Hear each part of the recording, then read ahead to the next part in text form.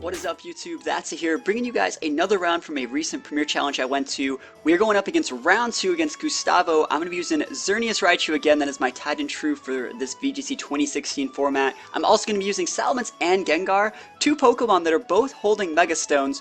But as you saw last game, Gengar obviously really good Mega Evolution, but just a regular really good Pokemon. Potential for Destiny Bonds, as you guys have seen before, and Mega Salamence just a very strong Pokemon on its own. We're going to be going up against Gustavo, like I said, who has Weavile, Talonflame, a really weird Landorus set, and a Rayquaza. And this is a super close game. I'm not going to give it any more spoilers, and I'm going to get right into it. So I hope you guys enjoy this game.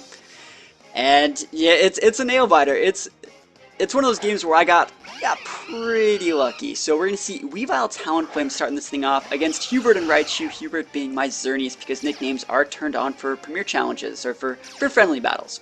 So we see Obvious Fairy Aura at the start as Weavile just opens up with a Fake Out here onto my Raichu. And I'm completely happy with that. I don't really mind him Fake Outing my Raichu, keeping me honest there as he goes for a Tailwind with his Talonflame. Raichu's going to flinch, and you see that I go for a Dazzling Gleam instead of going for the Geomancy. Now the reason I went for Dazzling Gleam instead is because there's two potential taunt users. There's a knockoff user over there in Weavile, and if like he knockoffs me turn 1 and I go into Geomancy, I don't get to use my Power Herb because it gets knocked off, and then I'm stuck Geomancing for a couple turns, and within those 2 turns, those 2 Pokemon can take out my Xerneas, so that's why I decided to go for the Dazzling Gleam instead of the Geomancy. He goes for the knockoff on my Raichu this turn as we get a switch into Salamence here. Salamence is going to get a great double Intimidate up onto those Pokemon, and note that he completely just called me. I think my Xerneas protected last turn, so he completely read me like a book, picked up my Raichu for free as Mega Salamence comes in here, and I know some people were talking about my Salamence's HP bar. This Salamence, I thought that I had my 6 IV Salamence. You know, I EV trained I was breeding bag on eggs. I managed to get a 6 IV when I was super happy. It was the nature I wanted, and then I put it in the PC for a while. Got it out when I needed it for this event, this whole regional season, and I realized at the event that I have such low HP. This Salamence has like no HP EVs. I think it has like 3 or 4, sorry, not EVs, IVs. It has like 4 or 5, I think, HP IVs. I know people on Twitter have called me out about it. People at regionals have called me out about it when I played on stream. And it's pretty funny, but I mean, this is the Salamence we're using, and it's gonna be pretty funny how close it comes to losing me this game here. So Brave Bird's gonna come out from this intimidated Talonflame. It's not gonna be doing a whole lot to my Xerneas, who, to my knowledge, still hasn't Geomanced yet. I think I've just been keeping myself honest, not wanting to get knocked off, as we see the Landorus go for an HP Ice on my Salamence, leaving me at 1 HP.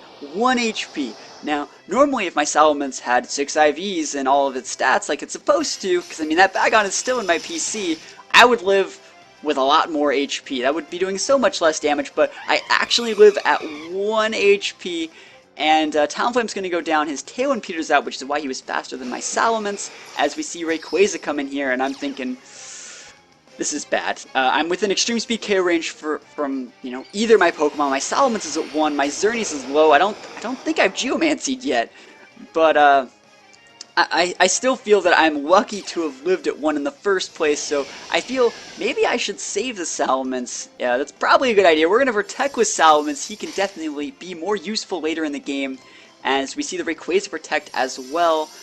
I don't even remember what I do this turn. I know I'm just super surprised that my Salamence is alive. Yeah, we see protects all across the board. Note that Landorus isn't choiced or anything like that, and that's pretty good info for me. So we see Salamence finally withdraw. I'm going to save that guy. I can save him now that I know the Lando is not Scarfed. So I can save him. I switch him with Gengar here, trying to block, you know, an extreme speed, which I do block, as we go for Moonblast, and it's the crazy no Geomancy Xerneas. I don't ever feel like I have the time, and if I feel like I do want to take the turn to Geomancy, I can just get, you know, wrecked by Rayquaza the next turn. So he's protecting with his Ray. I don't know why people do this to me. They just kind of wait everything out, even though there's like no chance of them coming back. My Tailwind peters out. I guess he could have protected there. That's not that bad. Yeah, yes. It's different from people who just protect just to use protect over and over again. I guess he was waiting out a Tailwind, so I'll let him slide on that one. He's going to go for a Draco up onto my Gengar slot. It's going to cut his special attack, but he will pick up the one-hit KO up onto my Gengar. I think he's actually orbed too. Yeah, so we see orb damage ticking. And my Xerneas, I just wish I got a Geomancy off. It's finally time for Salamence to come in back on the board. He's going to go for a Dragon's Ascent up onto my Xerneas slot. Spoilers right there. He's going up on his Xerneas. He's going to cut his defenses in doing so. Finally going to pick up that KO on Xerneas, who's just been on the board since turn 1 with no Geomancy. It's been like 10 turns. And what it will do is cut his defenses and make it so my Salamence can come in with a double edge. Remember, this is the 1 HP Salamence that lived from the HP Icelando, and I get a crit. Like, I know I didn't need the crit, but just the amount of RNG that happened in this game. I lived at 1, my Ivies suck, you know, I crit him with a double edge. I lost all my Pokemon, but since I dealt the killing blow, I win the game. And I go into 2-0 in this Premier Challenge, so thank you guys for watching this game. Let me know what you guys think about it. I know I'm probably just going to get a bunch of backlash about how shitty my Salamence Ivy spread is, but other than that, guys, thank you for watching. Let me know what you guys think, and I will see you guys next time. Peace out.